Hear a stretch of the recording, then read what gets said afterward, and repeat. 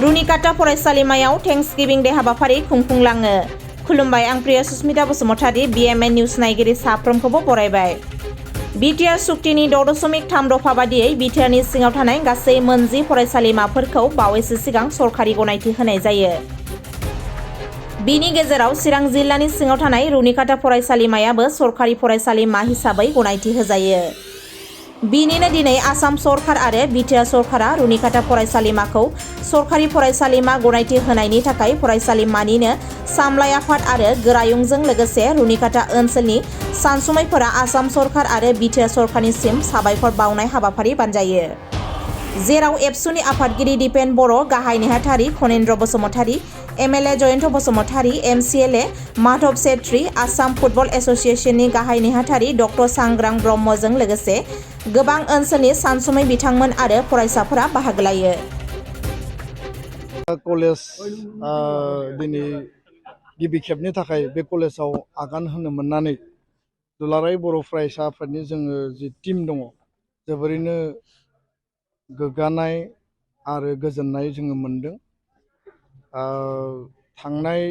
2020 मायथाइनि 27 जानुवारि बर' पिस एकर्ड बा बिटिआर एग्रिमेन्टनि गेजेरजों 6.3 जि मोनसे दफा दङमोन, बे दफानि आधाराव आसाम सरकार आरो बिटिआर काउन्सिल मोनसे जयन्ट एफर्टनि गेजेरजों आरो दुलाराय बर' फरायसा आफादनि दाबि आरो बे एकर्डआ जिहेतु एबसु आरो NDB UBPनि गेजेराव जालांदोंमोन, बे सोलोंथाइखौ जौगाहोनांगौनि सार्थआव जोंनि ओनसोलाव थानाय कलेज आरो स्कुल जिखिनि भेन्सार जानानै दङ बेखौ प्रभिन्सियेलाइज खालामनायनि जि दफा, बे दफानि कमिटमेन्ट बायदि 10टा कलेज प्रभिन्सियेलाइज खालामनाय खोथाखौ गिबि मन्थ्रि बिथाङा होदोंमोन आरो बे 10टा कलेजखौ गासै बिथिंजों नायबिजिरनानै बिटिआर काउन्सिलखौ अथराइज खालामनाय जादों आरो काउन्सिला गासै बिथिंखौ नायबिजिरनानै डिपार्टमेन्टेलि मोनबा जिल्लायाव मोननै सेनियरिटिखौ नायनानै बिनि मेरिटखौ नायनानै निट बेसखौ नायनानै बा एनरलमेन्ट आरो टिचिं स्टाफ नन टिचिं स्टाफ गासै बिथिंखौ नायबिजिरनानै दिनै प्रभिन्सियेलाइज खालामनानै होबाय आरो बिनि थाखाय आसाम सरकार बिटिआर काउन्सिलखौ धन्यबाद बावदों। लोगोसेनो रुनिकाटा कलेजआ बे 10टा कलेजनि बे रुनिकाटा, गुरुबासा, सान्तिपुर आरो दादगिरि बे गुवार ओनसोलाव जि मोनसे माने मेक्सिमाम लेभेलनि जि प्रायरिटि दङमोन जे बेयाव हायार इडुकेसन इनस्टिटिउसन नांगौ, खारन जोंनि फंबाय बिनानाव फरायसा फरायसुलिया बङाइगाव, क'क्राझार बा नोङो UN कलेज माने काजलगाव गोबां जायगायाव फरायहैनो गोनां जायो। चइसआ आलदा आलदा थानो हानाय, गावबागाव चइस मथे फरायसा फरायसुलिया फरायगोन, खिन्थु जोंनि गोरिब गुन्द्रानि गथ'फोर जायफोरा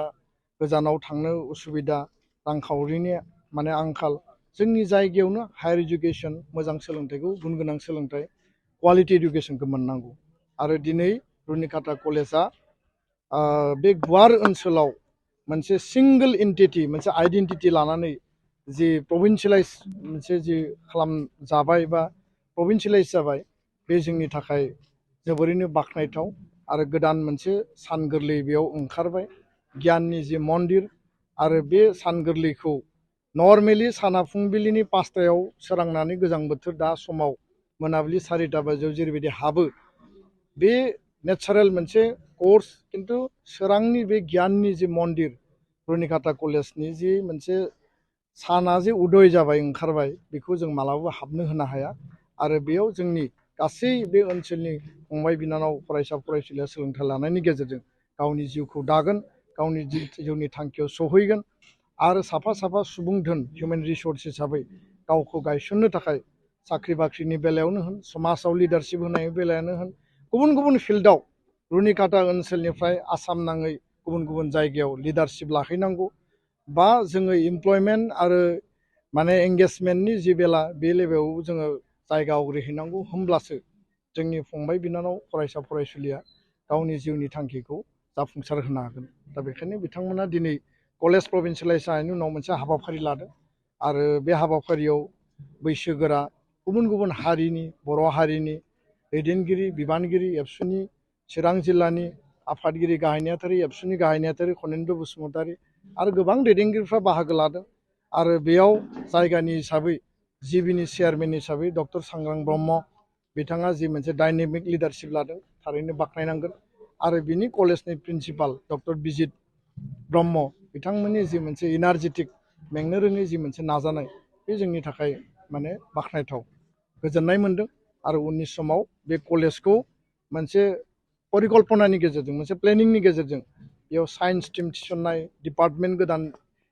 थिसननाय आरो प्रफेसार एपइन्टमेन्ट होनाय गुबुन गुबुन जिखिनि स्किल आरो भकेशनेल कर्सेसफोर दङ बेखौ मोनसे बे साहा ओनसोलाव इन्ड' भुटान बर्डारनि खाथि बे जायगायाव मोनसे स्टेट लेभेल आरो नेशनेल लेभेलनि मोनसे सेन्टार अफ एक्सेलेन्स हिसाबै ग्र' खालामनानै जोंनि फरायसा फरायसुलिफ्रा जाहाथे बेनिफिट मोनो बेनो बे ओनसोलनि रायजो राजानि आरो एबसुनि मोनसे उद्देश्य आरो बे उद्देश्यखौ जोङो बयबो खौसेयैनो नाजानांगोन आरो खौसेयै नाजायोब्ला खुनु माने खामानियानो बेयाव गोब्राब नङा आं बेखौ फोथायो।